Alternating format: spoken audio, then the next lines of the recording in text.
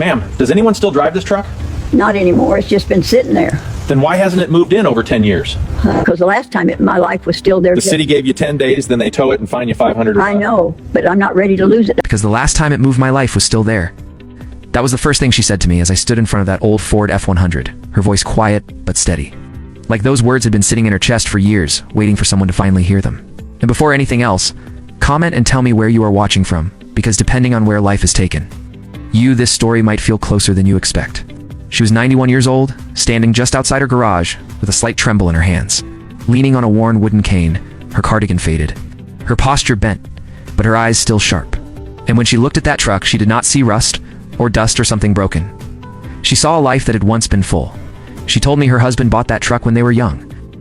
Back when weekends meant driving with the windows down and no destination, just the sound of the engine and the feeling that time would never run out.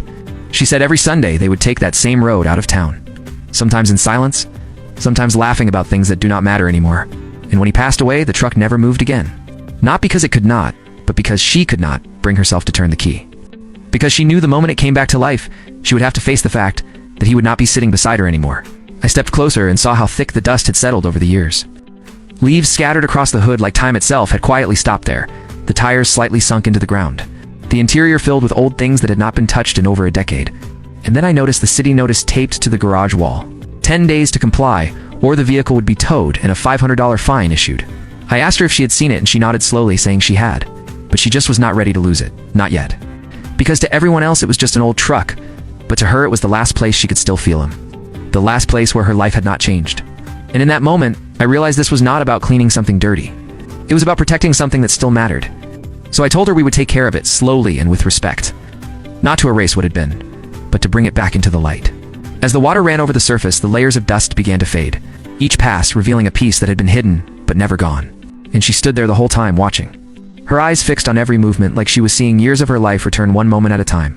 When the color of the truck finally started to show again, she stepped closer, placing her hand gently against the side. And for a second, she smiled. Not a big smile. Just something soft. Something real.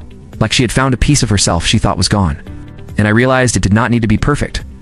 It just needed to be seen again. Because sometimes what we hold on to is not the thing itself, but the life that lived around it. So if you were in her place, would you let the city take it, or would you hold on just a little longer? Like this video, share it with someone who still keeps something for a reason. And remember, God lets some memories stay with us, because they are the only way we can still feel the people we have lost.